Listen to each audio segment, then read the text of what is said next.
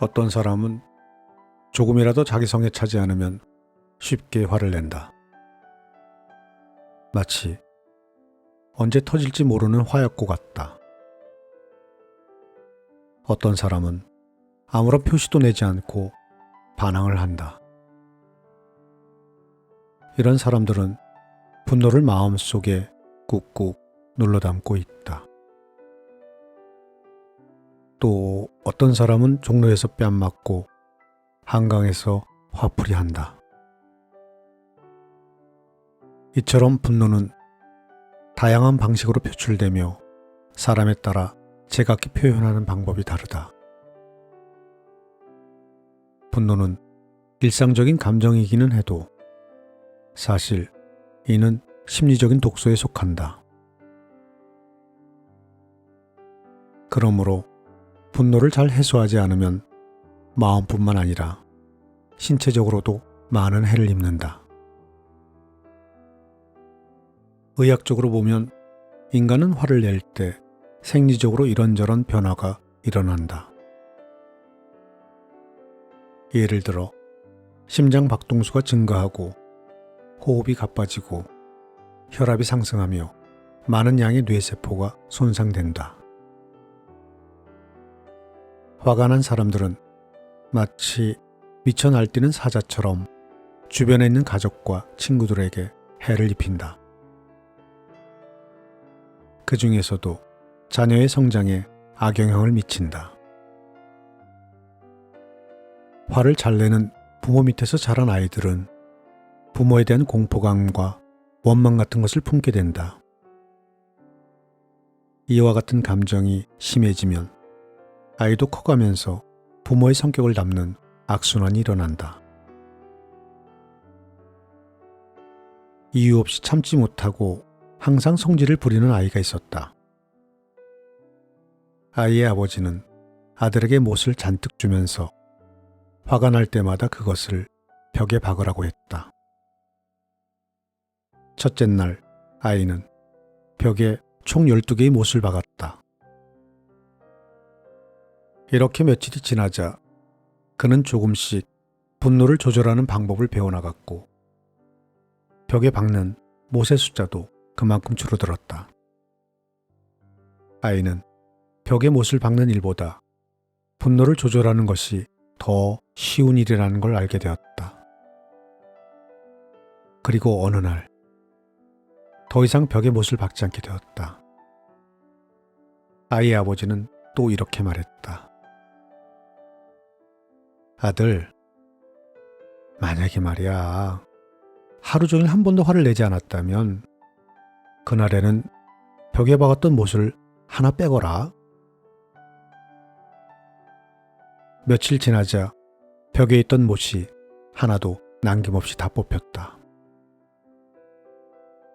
아버지는 아들의 손을 잡아 끌더니 또 이렇게 말했다. 아들 정말 잘했어. 그런데 못이 박혔던 벽을 보렴. 내가 못을 모두 뽑아냈어도 벽 위에는 못 자국이 선명하게 남아있지? 사람도 마찬가지란다. 내가 다른 사람에게 화를 낼 때 내 말은 못이 되어 그 사람 마음에 상처를 낸단다. 네가 다른 사람 마음에 못을 박으면 나중에 그 못을 뽑더라도 결국 그 사람 마음에는 깊은 상처가 남아있게 된다는 거지. 내가 수십 번 미안하다고 말해도 말이야. 그 상처는 절대 가시지 않는단다. 이제껏 이처럼 쉽게 화내는 아이였던 적은 없었는가? 사실 입에서 내뱉는 말로 준 상처와 물리적으로 눈에 보이게 남긴 상처는 모두 흉터를 남긴다. 비록 내 입장에서는 잠깐 분노를 드러낸 것일지라도 다른 사람에게는 지울 수 없는 상처와 불만만 남길 뿐이다. 분노의 방법에 따라 사람은 4가지 유형으로 나뉜다. 화를 쉽게 내지도 않고 금방 기분을 푸는 사람. 화를 쉽게 내지도 않고 쉽게 화를 풀지도 않는 사람. 쉽게 화를 내고 화를 잘 풀지 않는 사람. 쉽게 화를 내고 쉽게 화를 푸는 사람이다. 여러분은 어디에 속하는가? 또 어떤 유형의 사람이 되고 싶은가?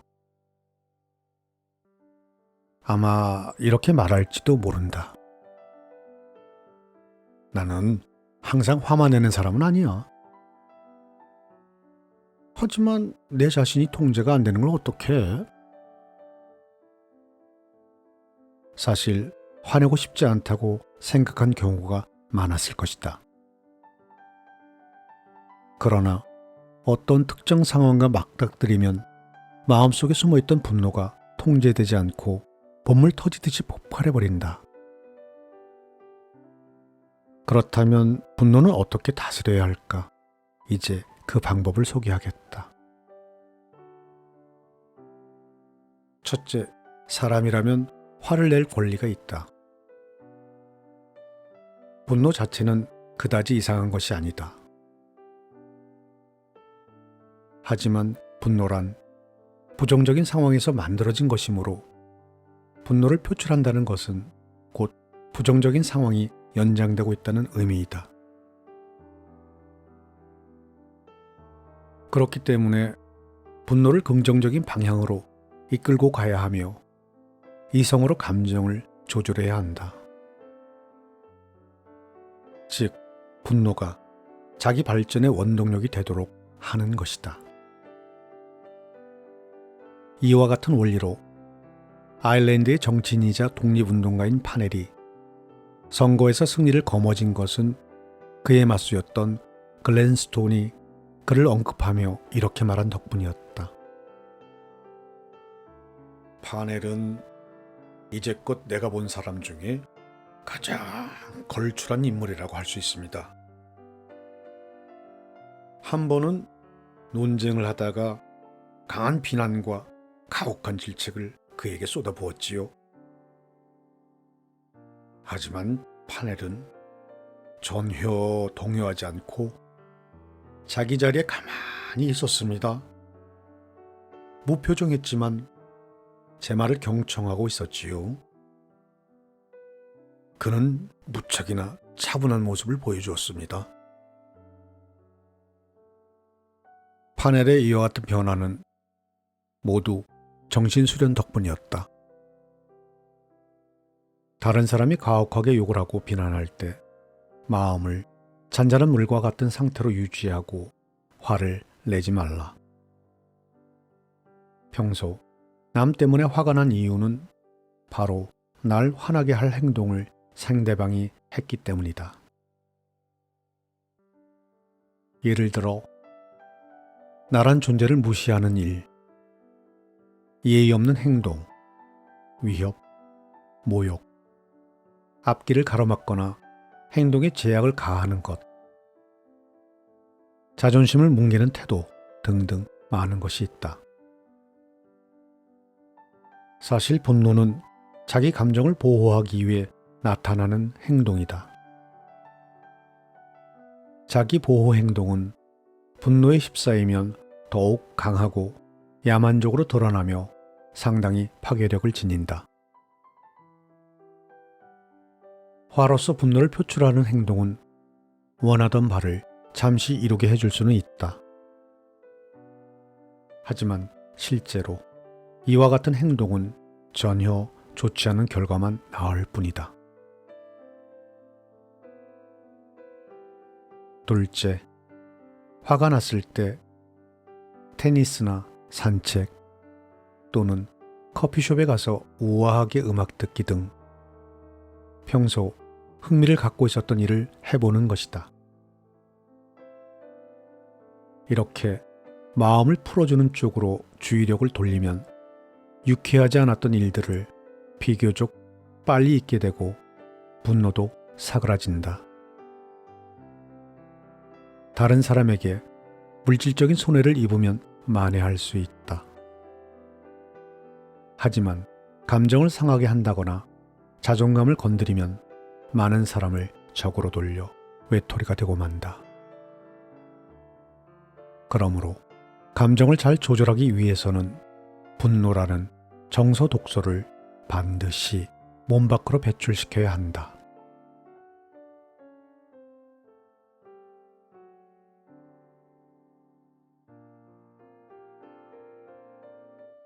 오늘 작품은 행복한 책장에서 출간한 공 타오 작가의 내용은 독소 배출법 중 나뿐만 아니라 다른 사람도 망치는 분노 중 일부분을 낭독해 드렸습니다. 오늘도 끝까지 저와 함께 해주셔서 감사합니다.